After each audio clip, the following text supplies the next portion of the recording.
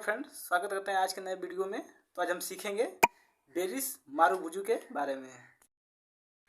तो हम इस कैंडल के बारे में जानेंगे। तो ये एक बड़ी कैंडल होती है जो हमें मार्केट को डाउन ट्रेंड में होने का पूरा संकेत देती है।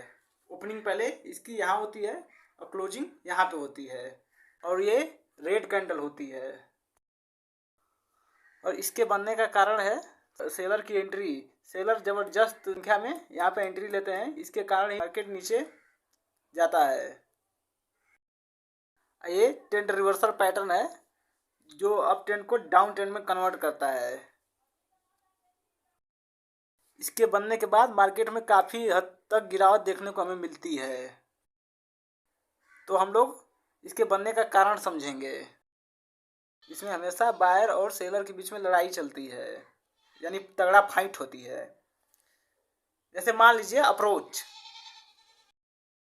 एक बायर है एक सेलर, और बायर के पास 1 लाख के फंड हैं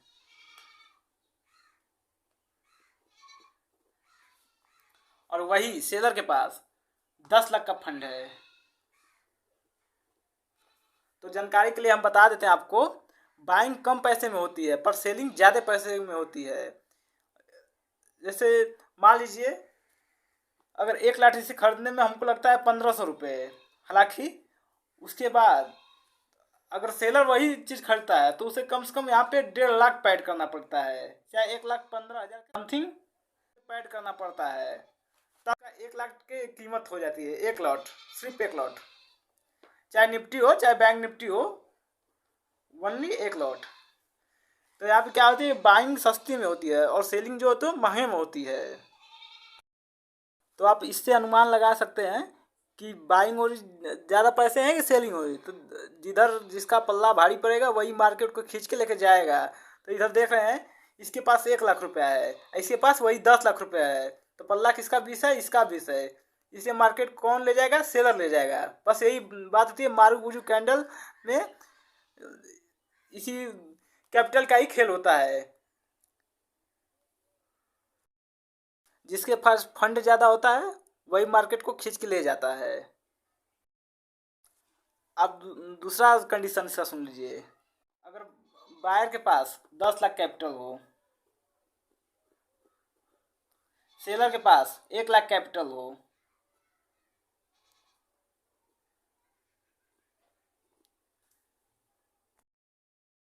तो इसमें आप देखिए बायर बायर भारी पड़ रहा है कि सेलर भारी पड़ रहा है। तो आप कहेंगे नहीं, बायर भारी पड़ रहा है। तो बायर अगर यहाँ पे एंट्री लेगा तो मार्केट को खींच के ले जाएगा वो। तो मारुबुजू कैंडल बनने का कारण यही है कि यहाँ पे सेलर की एंट्री ज़्यादा है और सेलिंग ज़्यादा पैसे में होती है, बाइंग कम पैसे में होती है। अगर चार्ट पर हम जाकर देखें, अगर बेरिस मारुबुजू कैंडल बनने के बाद हमें गिरावट ही देखने को मिली है, क्योंकि वहाँ पर सेलर भारी मात्रा में एंट्री ले लेते हैं, जिसके कारण मार्केट में गिरावट स्टार्ट हो जाती है। अगर इसी में अगर ज़्यादा बायर एंट्री ले लेते हैं तो मारुबुजू कैंडल नहीं बनता, क्योंकि वो जहाँ तक तहाँ तक वो भी खींचते अपना मार्केट को। हो सकता है उस जो कैंडल का ओपन हुआ वहाँ से भी ज़्यादा खींच के ले जाते। तो मारुबुजू बनने का यही कारण है कि हैवी क्वांटिटी में सेलर का एंट्री। तो आइए हम उदाहरण देखते हैं कि जो तो मारुबुजू कैंडल कैसे बनता है और क्या कारण है कि मार्केट ऊपर लगता है। आइए देखते हैं। मान लीजिए ये मारुबुजू कैंडल है। यहाँ पे क्या है कि मार्केट में सेलर एक्टिव हुए और मार्केट को खींच के यहाँ तक लेके आए। फिर क्या हुआ, फिर यहीं से हैवी क्वांटिटी में बायर एंट्री करते हैं, यहीं से हैवी क्वांटिटी में बायर एंट्री करते हैं। फिर एंट्री करने के बाद मार्केट को क्या है, ये अपने और खींच के ले जाते हैं, खींच के लेके यहीं पे क्लोज कर देते हैं, इसके ठीक जस्ट ऊपर, इसके जस्ट ऊपर। तो क्या है, यही बाइंग और सेलिंग का खेल होता है। जिसके जितना कैपिटल रहता है उस हिसाब से मार्केट को खींच के ले जाते हैं। तो मारूबुजू कैंडल बनने का सबसे बड़ा कारण यही है।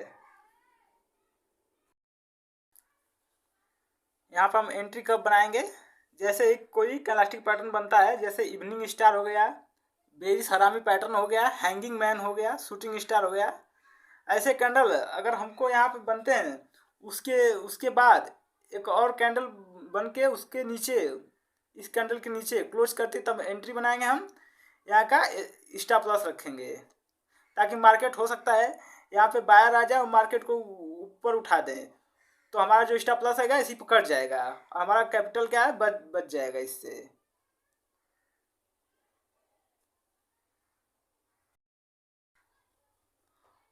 ये जो एरिया है ये टॉप होता है और ये वाला बॉटम होता है। तो चार्ट पे हमें टॉप बॉटम का ध्यान भी रखना जरूरी होता है। इसके कारण ही हम कैंडल का आइडेंटिफाई कर लेते हैं कि क्या बनने वाला है। और टॉप पर रहेगा तो इवनिंग स्टार, बेरिस हरामी, हैंगिंग मैन, शूटिंग स्टार। अगर वही बॉटम पर रहेगा तो हैमर, मॉर्निंग स्टार, बुली सिंगल फिन, बुली हरामी पैटर्न और डूजी आदि कैंडल हमको देखने को मिलता है बॉटम पर। तब उसके बाद जब इसके बनने के बाद कैंडल के, तब ऊपर कोई कैंडल बन के ठीक उसके ऊपर क्लोज कर दिए, तब हम एंट्री बनाते हैं और उसके नीचे का हम क्या रखते हैं, स्टॉप लॉस रखते हैं। तो हम फाइनली चार्ट पे आ गए हैं और चार्ट पे हम मारूबुजू को देखते हैं। ये बैंक निफ्टी का चार्ट है, तो आइए देखते हैं इस पे।